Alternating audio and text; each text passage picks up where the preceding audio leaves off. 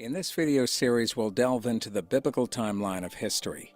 We aim to uncover the significance of important historical dates, such as the creation in 11,013 BC, the flood in 4990 BC, and even the date when God would bring judgment upon the house of God, the churches, as mentioned in 1 Peter 4:17. We'll also explore the date of Judgment Day, which is also alluded to in the same verse. And you might be wondering what the biblical timeline of history is and why it's important to learn. These dates weren't placed in the Bible arbitrarily. They serve a purpose beyond mere knowledge. God always has a reason for concealing truths within the Bible. These essential dates are not explicitly stated in verses, but require meticulous exploration through comparing Scripture with Scripture, the biblical method for revealing truth, mathematical analysis, and ultimately guidance from God's Holy Spirit. So what exactly is the biblical timeline of history? It's a timeline that spans across the Bible, beginning with the first book, Genesis. This timeline then extends into subsequent books and chapters. Why should we invest time in learning about the biblical timeline of history? The answer can be found in Ecclesiastes 8:5. Whoso keepeth the commandment shall feel no evil thing, and a wise man's heart discerneth both time and judgment. To comprehend the current time or season, understanding past biblical events is essential to understand when future events will occur that the Bible is prophesied about.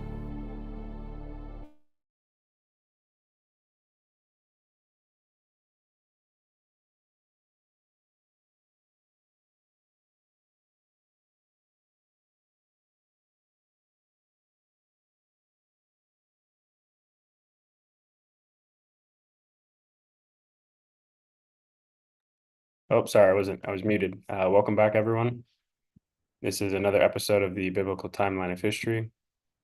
And today's episode is going to be episode 28, and we're going to continue with Christ's lifespan. So as you know, we've been visiting 7 BC a lot, but we're going to continue with that. So continue with this his whole lifespan.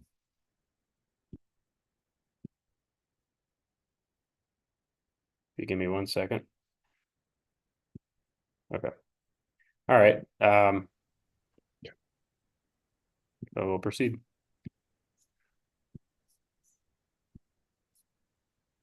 All right, just a reminder, and if anyone's new to the timeline series, you go to ebiblefellowship.org, and you get to the timeline, you can find it on the right-hand side, which is right here. You can also scroll down and click the timeline right there. Again, I just wanted to mention, you can hear me all right, Brian, right? Loud and clear? I can hear you. Okay, good. Just want to make sure my mic's working. At the top, it says announcements right here. We always tend to post these either before the Q&A or shortly after. So just be on the lookout for this announcement bar, and you can see that the timeline's on at 6 p.m. Eastern Standard Time and 3 p.m. Pacific Time. So, and then each of the programs that we have. And just in general, if you want to see any type of announcements, always come here. Just click the announcements bar, just like that. It'll pop open. You can click it again to close it. Okay, on to the timeline. So you recall last episode, what we did is we went over some added information. We kind of went backwards a little bit just to fill in some missing details. And I kind of had a feeling that we would do that. You know, as we learn more information, sometimes we forget things Mr. Camping mentioned. And it's always good to repeat things too, if just in case things were said. But I like to not just say it, but also add it to the timeline, because if somebody wants to visit our webpage, you want them to be able to, without having to watch the series, kind of figure out the timeline on their own by following through each of these boxes that we have here. This gives the information. So, but we're gonna head back to we're gonna pick up from Christ's birth. So we've talked And about. by the way, that might not be a bad exercise because we are to be Bereans. So don't just take my words or Carl's word or Camping's word for it. We're men with feet of clay. And so it's good for you to go back and verify it yourself, do the mathematics yourself, and I think you'll learn it better. Yeah, yeah, absolutely. Yeah, definitely. Thanks for pointing that out. Definitely want to do that because we also make mistakes. I know and sometimes they're just minor mistakes. I know some people have pointed out we've gotten a date wrong or there's a typo too, so that's also good. So you can correct those. And you know what? You might also discover things on your own, just messing around with the timeline, looking at the different numbers. That's always something else to consider. So I definitely encourage anyone just to either through Brian's Excel sheet, which can be found in the beginning of the timeline, just a reminder. We do have it here, the Excel document. You can look at it. We have some tabs on the bottom here.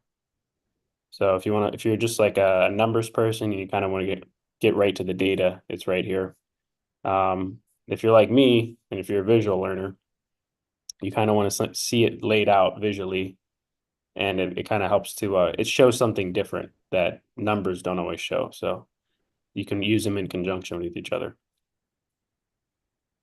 All right. Yeah, one of the things I've said to Carl off air is I think that the graphics that Carl has created are better for teaching. So if you're learning it for the first time, I think the graphics are very powerful and a very useful tool for that.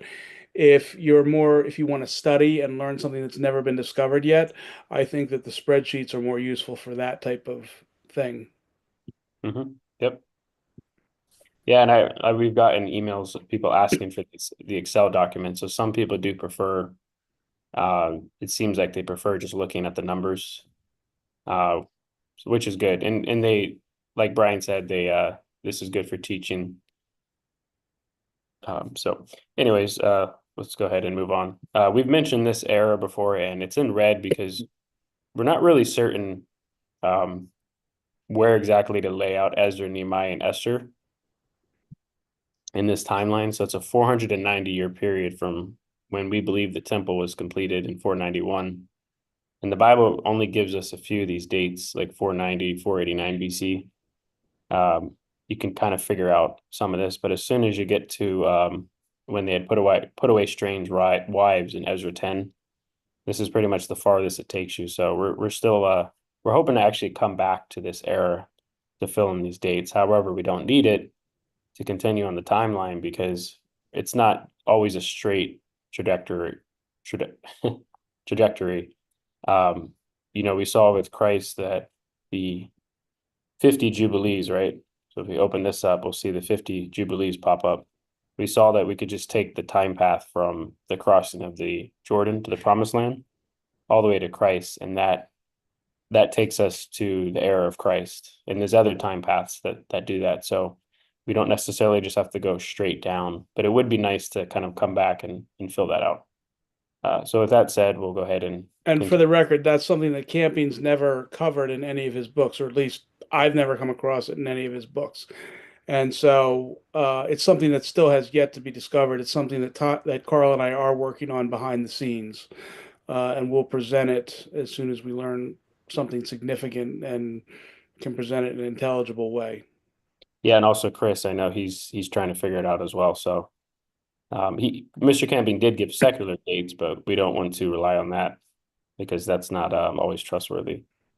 So all right, so we looked at, if you press the open here, you can see the birth of Christ is 7 BC. We went over this already, so I'm not going to read any of this. If you want to come back to read this, you can. But I did want to, we did want to look at the different feasts here because this is how Mr. Camping was able to help support the 7 BC. But before we do that, there's something else that we want to go over. And that is if you click on Christ's lifespan, which is right here. So it says 38.5. And that is what Mr. Camping calculated to be the more precise age of Christ. So here it says, we'll discover that Christ lived for about 38.5 years, almost 39 years. And we'll see how his lifespan patterns the 40-year rule of King David as well as his second coming. And this is something I've really wanted to lay out visually because this has been talked about on the open forums. It's been mentioned, but I think it really helps to see exactly visually what this means, right?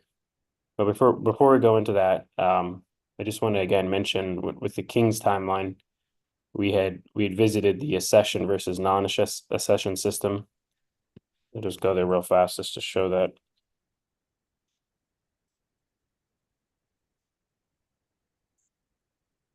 When that's loading, I'll come back here.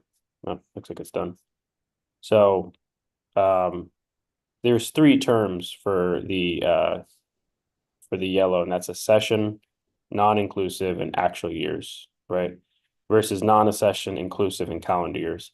Now, for the sake of this timeline, we're just going to stick with using calendar years when we say inclusive or when we say non-accession. So that's an orange. That's how you can kind of remember it. Just due to the fact that Mr. Camping did say calendar years, and maybe we feel it's better to say calendar years so we don't create confusion, because having three different terms and all meaning the same thing doesn't really help. It probably creates more confusion. So we'll stick with calendar years, which is the equivalent to the non-accession year or inclusive. And I did okay, and then with the accession, it's this non-inclusive actual years. So coming back here, I did put inclusive, non-inclusive, which is the equivalent of the accession. So I color coded it so it's easier to see, versus the inclusive, which would be calendar years, right?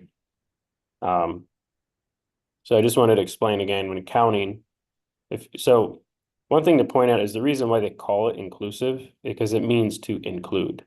And I find that very helpful because it's the word include is basically in that word.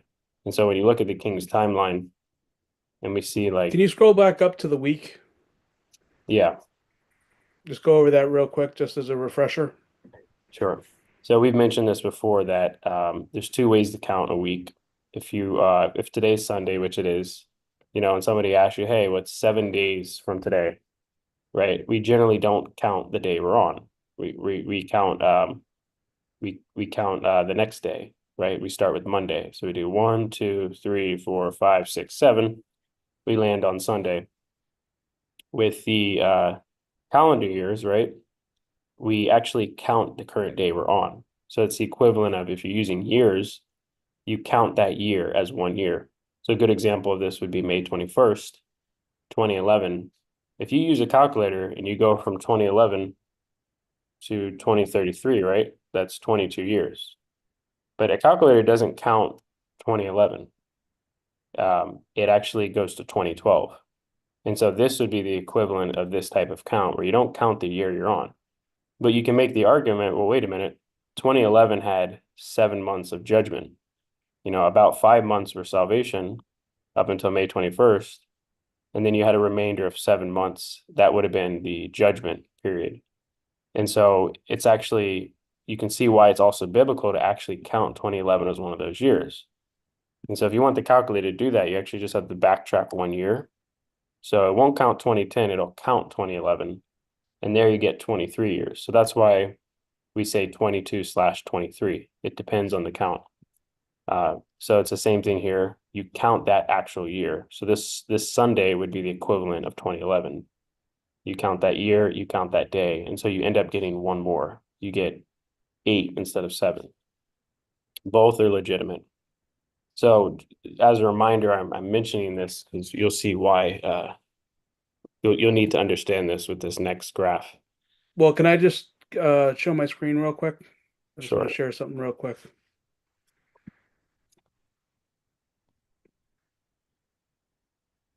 You guys can see my screen? Yeah.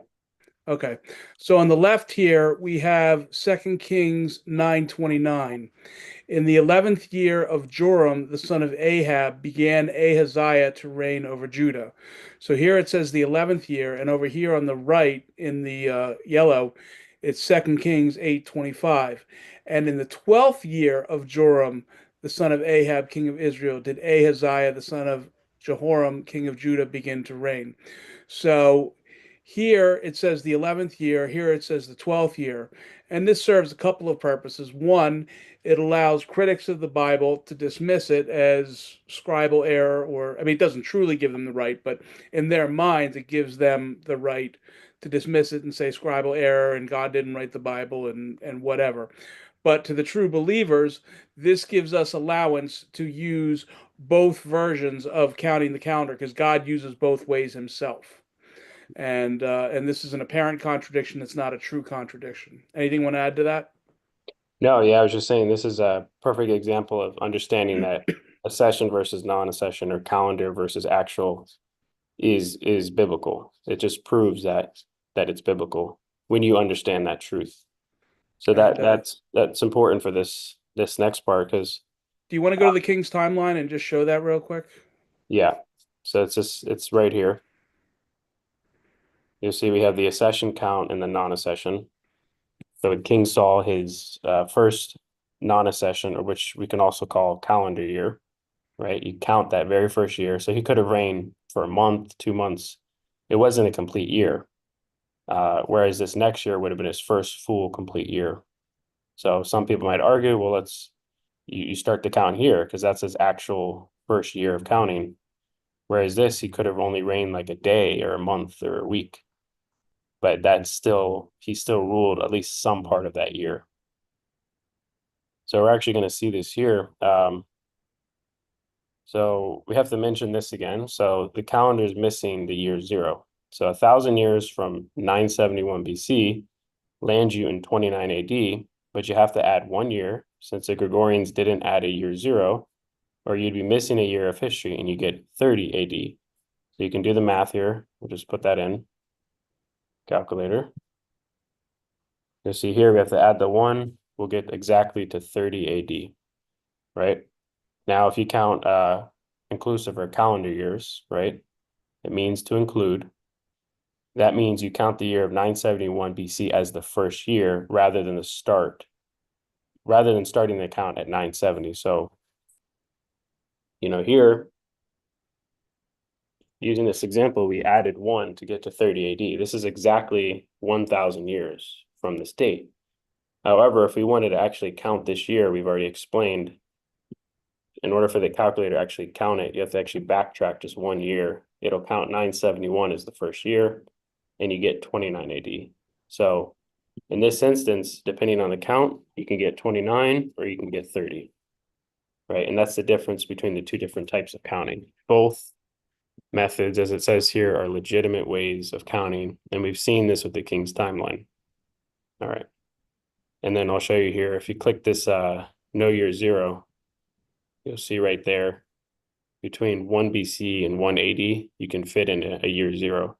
And we have to account for this because if we don't, we'd be skipping a whole year of history that happened, right? And so that's why we have to add that year, but we can get rid of it just for the sake of this. Now, the next thing we're going to go over is you're going to see each of these things, these columns here. So here, this covers the 10,000th year of, I'm just saying the 10,000th year era. So, and then you jump over to Christ, that's the 11,000th year era. You have the 12,000th year era. This would have been part of the church age. And then finally, you have the 13,000th year era. And what we're going to do is we're putting these side by side to show and compare a very important biblical truth here. So what we're going to do is, it says click me, so we're going to click this 12,000th, and you'll see it disappears, and we'll explain why. So it says, why remove the 12,000th era? The 12,000th era is about the second half of the church age that ended in the 13,000th year of Earth's history. The church age lasted almost 2,000 years, from 1955 years to be exact. Historically, nothing biblically significant happened during these dates, and God had kept his words sealed up until we reached the time of the end. As you can see on the graph, we have the 10,000th, 11,000th, and 13,000th era, but we skip the 12,000. Why? And Brian, if you don't mind, do you think you could read this part? Sure. There is a biblical principle of 12, but actually 13. There were 12 apostles, but 13. There were 12 apostles. Judas was replaced with Matthias, but actually 13 because of the Apostle Paul. 1 Corinthians 15:5, and that he was seen of Cephas, then of the 12. After that, he was seen above 500 brethren at once, of whom the greater part remain unto this present, but some are fallen asleep. After that, he was seen of James, then of all the apostles. And last of all, he was seen of me also, as one born out of due time. For I am the least of the apostles, that I am not meet to be called an apostle, because I persecuted the church of God. But by the grace of God I am what I am, and his grace which was bestowed upon me was not in vain, but I labored more abundantly than they all, yet not I, but the grace of God which was with me. Here we can see there were 12 apostles, but Paul was also an apostle, making him the 13th apostle. 12 tribes, but 13 tribes. You have 12 tribes of Israel, but Benjamin was divided into two, bringing it to a total of 13 tribes. Jacob had 12 sons, but a total of 13 children, Dinah being his only daughter. 13 times around Jericho. We also see Joshua, how they went around the walls of Jericho a total of 13 times, once each day for 6 days, and on the seventh day, 7 times. Each of these 13s highlight the significance of the 13,000th era of Earth's history. In conclusion, we jump every 1,000 years to find a significant pattern starting with Jacob. However, from Christ, we jump 2,000 years, skipping the 12th. So real fast, I'm just going to show what we mean by this. So you saw here that we had the 12,000th error. You click that button, it'll add it back. And if you click it here, it'll just get rid of it. We skip that whole column, right? So here we make a 2,000-year jump. Whereas before it's consistently, you'll see that every 1,000 years is a major event. But in this case, we're explaining why we're skipping that 12th, 1,000th generation error. So we'll go back here. Okay. If you don't mind, could you continue? Yeah, just one thing I just want to mention first. If we go to Sure. Revelation 20, verses 1 and 2.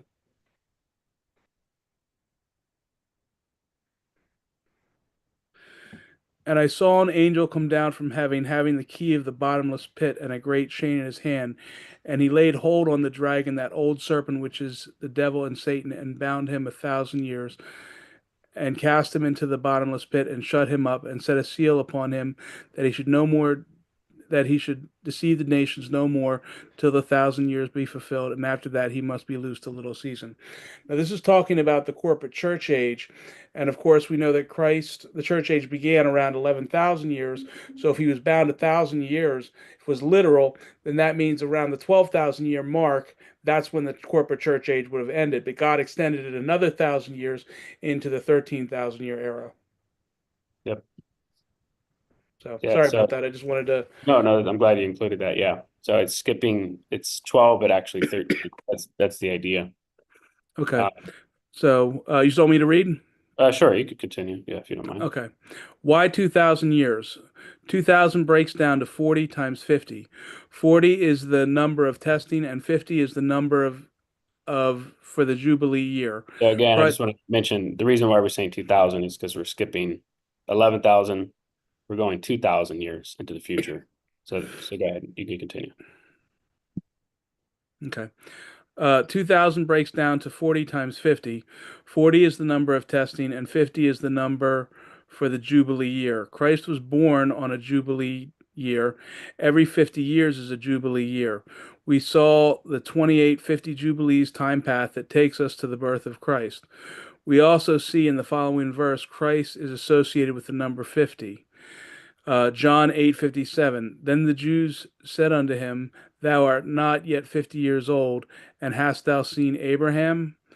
Surely the Jews would have known Jesus was born on a Jubilee year, and therefore the reference to 50 years was highlighting this. We also read the following in John 8:58. Jesus said unto them, Verily, verily, I say unto you, before Abraham was, I am. Curiously enough, if you start in the year Abraham was born in 2167 BC and go 2200 years, you land on the year AD 33/34, 34 being the inclusive count, when Christ was crucified. 2200 years is 50 times 44, and there again you see the number 50. Since this leads to Christ's death on the cross and not his birth, we can apply 2,000 years not only to his birth of 7 BC, but also his death in 33 AD. I also want to point out that 2,200 years, that's 2 times 11 times 100, and 2 sending forth of the gospel, and 11 is the first coming of Christ. Yeah, I just wanted to show here from Abraham. I think Mr. Camping pointed this out in his books that from Abraham's birth to Christ is 2,200 years exactly. And we and yeah, I guess I don't have a time path to that, but that's something we can add. I guess I could pick up from here. So yeah, again, it's just highlighting the 50. And I know some people have asked or thought, okay, we can take 2,000 years from 7 BC, can we also apply that to 33 AD and also to 29 AD, things like that? And we can see here, that number 50 is also associated with this time path of 2,200 years, which lands you in 33 AD. So it doesn't land you when Christ is born. It actually lands you when Christ is crucified. So again, you see that number 50 is highlighted there. Since this leads to Christ's death on the cross and not his birth, we can apply 2,000 years not only to his birth of 7 BC, but also his death in 33 AD. Another 2,000 years takes you to 2033, right? So 2,000 is 50 times 40. Again, we see the number 50.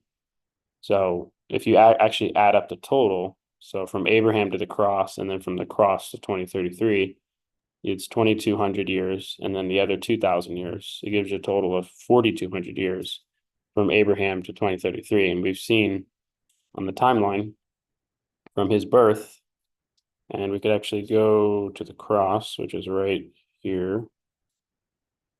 Cross is in 33 AD. If we kind of scroll up here, the cross gets you right here, which is exactly 2,200 years. And then from here, you go another 2,000 years.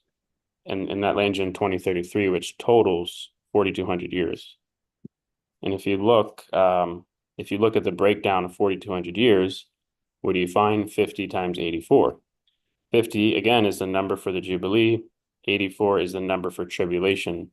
The Great Tribulation lasted 8,400 days or 23 years. We'll touch on this more when we go over the Great Tribulation. Okay, so now we'll We could actually also point out that it's 42 generations from Abraham to Christ. You can read that in Matthew 1. 14 generations from Abram to David, 14 from David to the taking away in Judah, and then 14 from the taking away in Judah till Christ's birth. Right, yeah, I forgot to mention that. Yep. Okay, so now that we see each of these eras, we're going to kind of compare 3 different times, right? So we're in the 10,000th year era. So this is when the earth is a little bit older than 10,000 years. We'll see David begins to reign in the year 1007 BC, which equates to the 1,006th year of Earth's history. Now, this is really another proof of Christ's birth in 7 BC, because we see exactly 1,000 years later, Christ is born in the year 11,006 or 7 BC. And if you just look at this number right here, 1007, you'll see, obviously, if I go 1,000 years, that's going to leave me with 7, right? So I think this is another good proof of that. And then from here, instead of taking another 1,000-year jump, we do the 2,000-year jump, and we land in 1994, which is the 13,006 year. So you can see this pattern: 10,006, 11,006, 13,006. Now, we didn't just line these up like this. There's other time paths that have already taken us to 1994, right? There's time paths that have taken us to 7 BC, and the king's timeline got us to the date of David. And so you can see how these numbers, how this all fits together and aligns, right?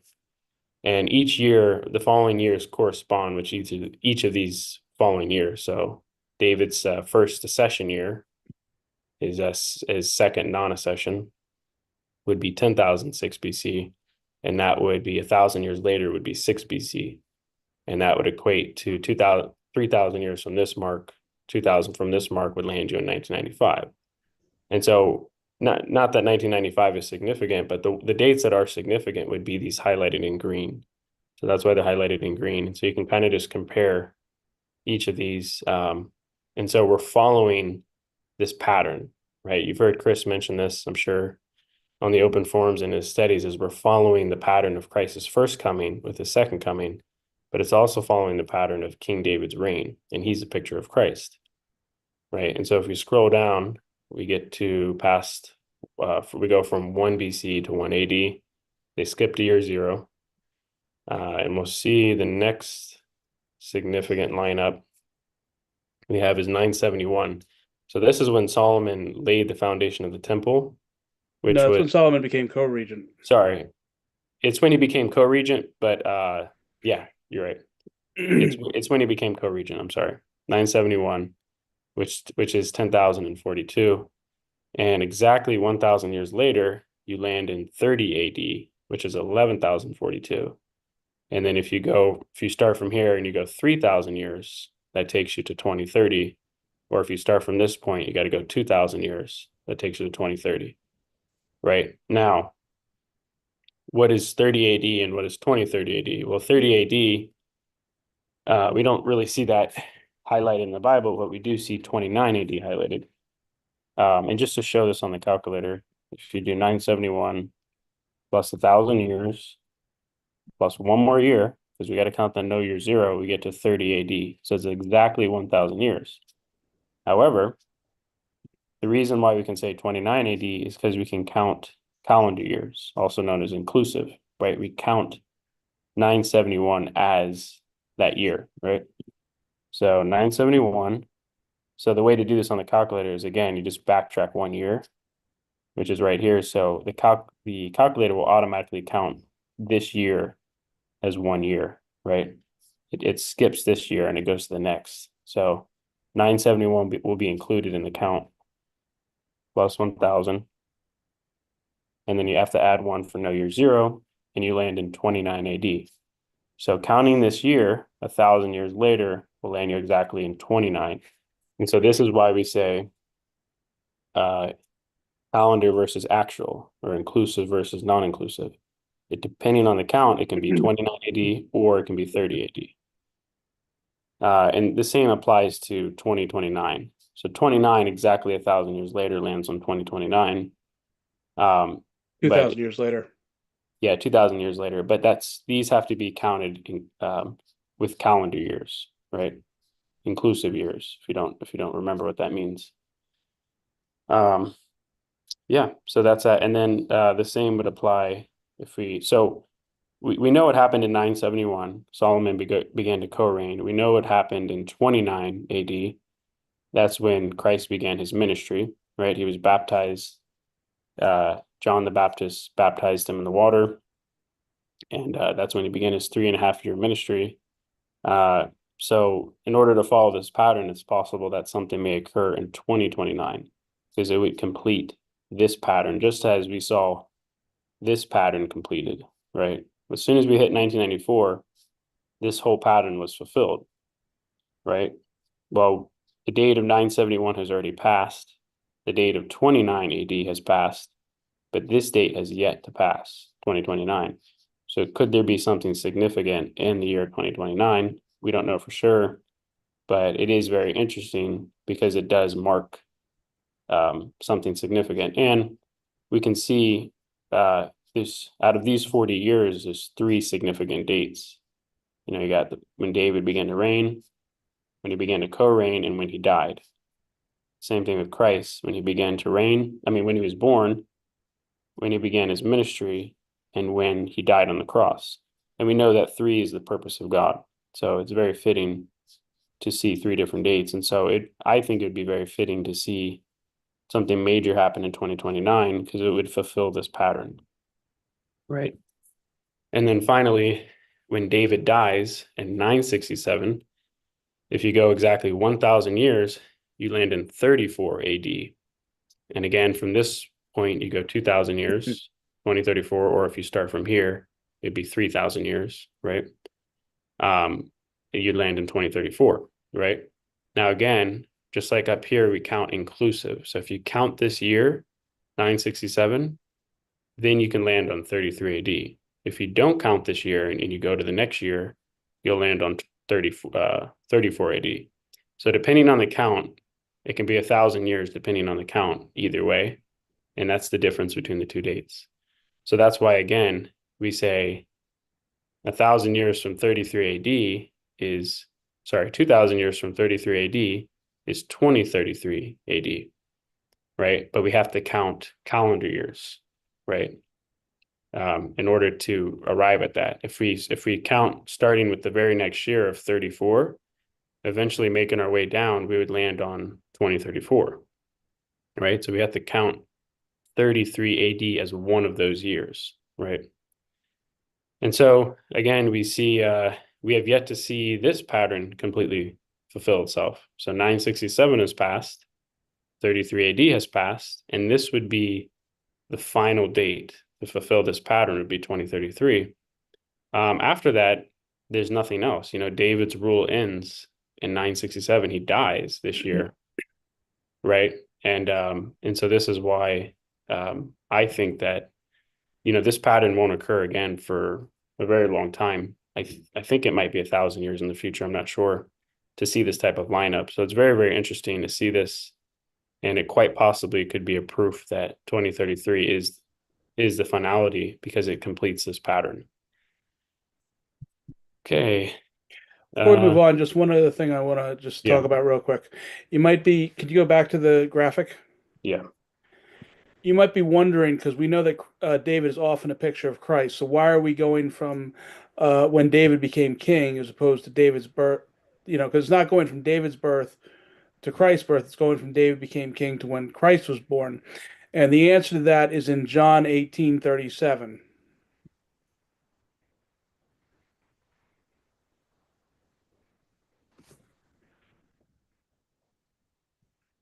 So it says, Pilate therefore said unto him, Art thou a king then? Jesus answered, Thou sayest that I'm a king. To this end was I born, and for this cause came I into the world, that I should bear witness unto the truth. Everyone that is of the truth heareth my voice. Yeah, it's an excellent verse to show that Christ is king. And I believe they put that on the cross. They said he's king of the Jews. And he's even called that right here, King of the Jews, that inscription, and that was left on the cross.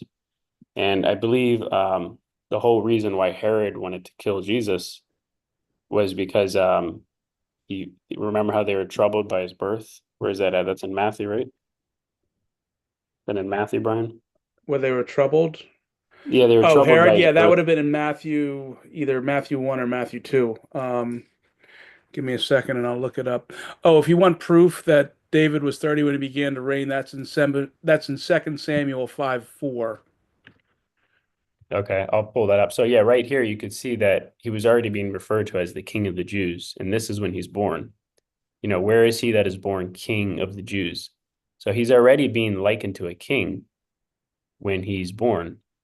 And so you can see why Christ would begin this pattern with the rule of King David, not with King David's birth, but rather with his rule, right? Because technically Christ was ruling, right? This is his first coming.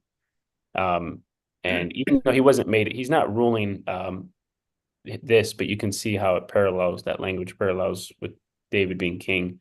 Christ begins to rule in the 13,000th year. So he begins to judge the churches in 1994, but then he takes the kingdoms of the earth from Satan in 2011. And this is the year he becomes king over all the kingdoms of this world. In this year, right?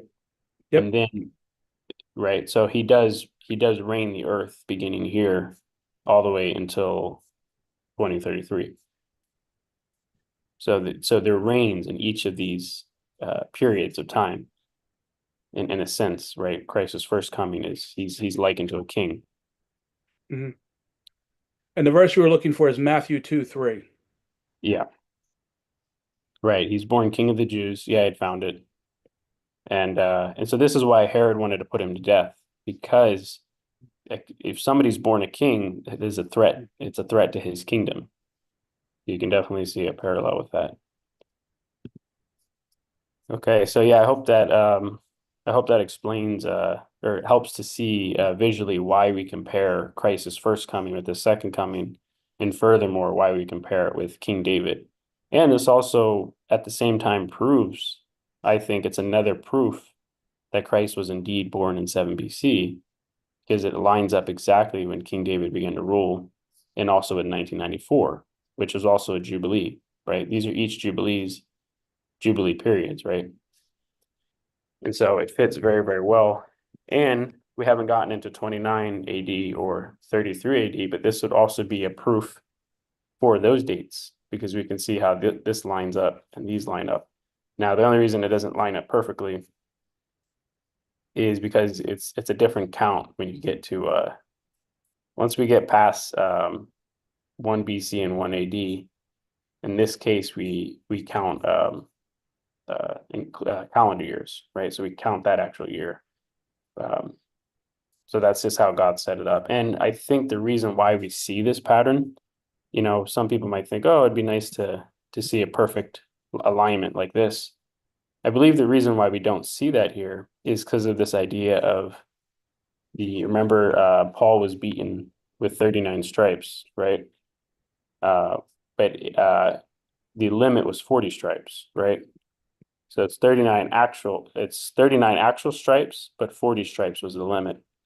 And so it's like one more before. It's that 2 Corinthians 11:24.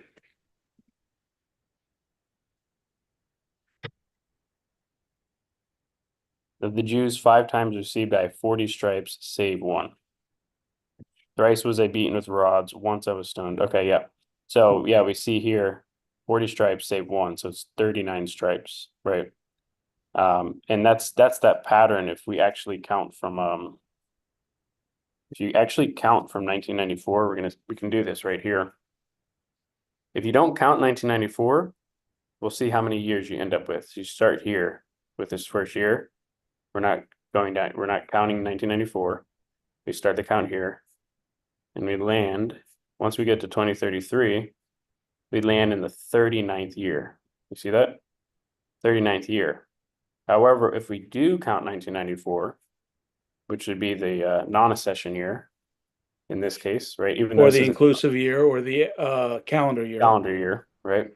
1994, you'll see that it ends up on the 40th year. So depending on the count, it's 39 years, but it can also be 40 if you count 1994. And so that, I think you kind of see that similar pattern here with these is that offset, right? So you could say 30 AD, but actually 29 AD, that type of thing. It's possible that that's why God did this with this alignment. So yeah, I hope this helps to show this, because I know some people have heard this mentioned before about the 39th year and the 40th year from 1994. And this really goes to show you, depending on the count, it can be 39 years, but it can also be 40 years.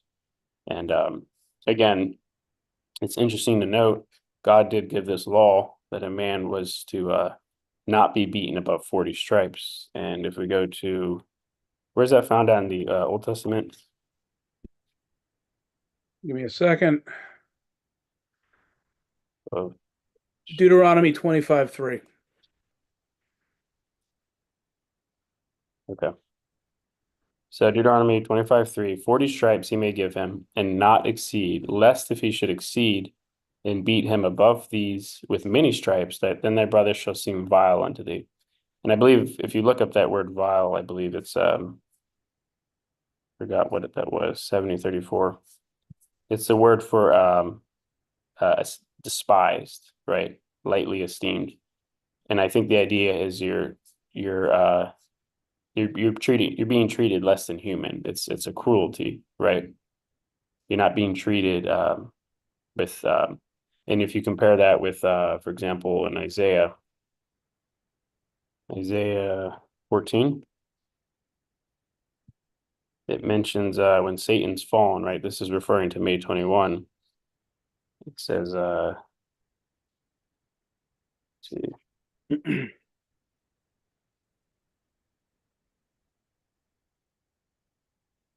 So it says, he who smote the people in wrath with a continual stroke. And this is referring to Satan, but you can see that I think the idea with the continual stroke is that it's a never-ending stroke. You know, it's cruel. But you can see here with God's law that he established, there's a limit, right? And so we know that from 2011, here the earth entered into the condition of hell. So judgment began on the churches in 1990. This was the official end of the church age, 1994, right?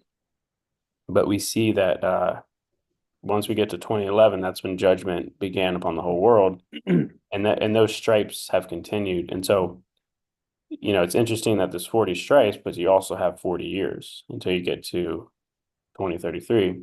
And so could it be possible that God's also teaching that this year ends that pattern where God's not going to go above that? And interestingly enough, you see that pattern 39, 40.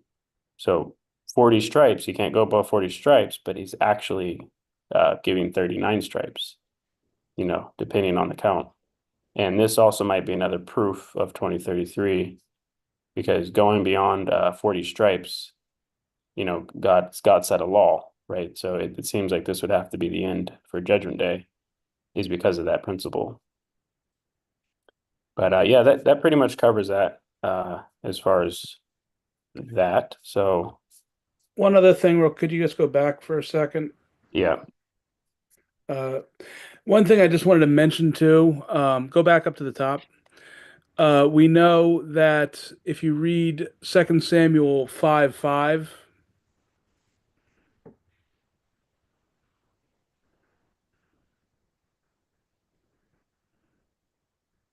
Okay. Yeah, in Hebron he reigned over Judah 7 years and 6 months, and in Jerusalem he reigned 33 years over Israel and Judah.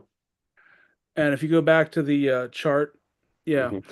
So 7 years late, because Christ, you know, born 7 BC, and then AD 33. That's when he was crossed. So you see 7 and 33, just like with David. And if you go into his seventh actual year, that takes you to 1 AD, which is the year that the Gregorians thought he was born. And also 2,000 years later, in 2001, I believe that was the year that Mr. Camping came out with a doctrine that the church age had ended in 1988. Yeah, so And so 7 BC, I think Mr. Camping had pointed that out, in 33 AD. Together you see that similar pattern, 7 years and 33. Yeah.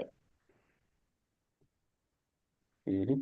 And one thing I didn't mention here, you know, we've talked about the 10,006 year, the 11,006, and the 13,006, but really we can actually go back 6 years when the church age, when judgment on the churches began, and Satan was God's Holy Spirit left. That marked the 13,000th year, which I actually have the number right here. And then you have the 11,000th year, which would be 13 BC, and then which is interesting that you see that number 13. And then you have 10,000, right? So, but again, the alignment starts here. So even though judgment began on the churches in the 13,000th year, this alignment begins in 1994, right? And the same thing here. 11,000th year marked the era when Christ would be born, but he wasn't actually born until 11,006. Just like the judgment on the churches officially began in 1994. And that's when the latter rain began and God began pouring out his Holy Spirit. So it's like this. So the 13,000th year began the era, but it didn't. 1994 is what started the pattern, right? And the same thing here. 11,000th year began the era of Christ, but he wasn't born until this year. And the same thing here during Saul's rule. It was the 10,000th year, but it wasn't until David began to reign as king that it follows this pattern. So thought I'd mention that.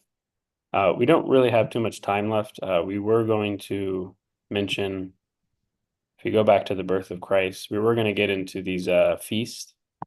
So we have the Feast of Passover, the Feast of Weeks, the Feast of the Seventh Month, the Day of Atonement, and the Jubilee years. And Mr. Campion had laid this out and time has an end, but we wanted to kind of go over each feast. And we took an excerpt from his book. We have about 7 minutes. We could probably get through some of this, or we could just save it for next time. So I don't know if Brian, if you wanted to add anything to what we went over, or if somebody has, we don't want to take questions about the, we'll refer people to the open forum, but if you had like a particular question about the timeline, like something that we had went over, as far as the numbers, or you didn't quite understand something, I suppose you could raise your hand because we have a short period of time. Well, one thing I just did want to, can I just share my screen real quick? Yeah, go ahead. Somebody did ask about the open forum today about the biblical year in regards to 2033 and when it started and when it ended. So you guys can see my screen? Yeah, we can see it. Okay. So Thursday, March 31st, that's one Nisan. So that would be the first day of the first biblical month. So Thursday, March 31st of 2033 would be the first day. And then, oops. And then here, the first day, so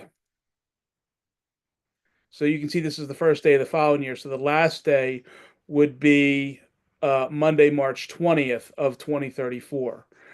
So from March 31st of 2033 to March 20th of 2034, in case anyone was interested in those dates. And actually, if you want to get really technical, because the Bible says that the biblical day begins and ends with evening, if we actually go to the day before, and then you click after sunset. So if you wanted to get really technical, it would be 6 p.m. or sunset on Wednesday, March 30th of 2033 to 6 p.m. or sunset on Monday, March 20th, 2034, in case anyone was interested in that.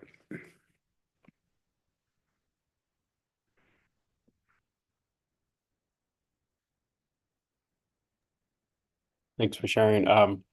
We have pretty much run out of time, so we'll just end a little bit early because they have to start the panel, and then we'll pick up next Sunday.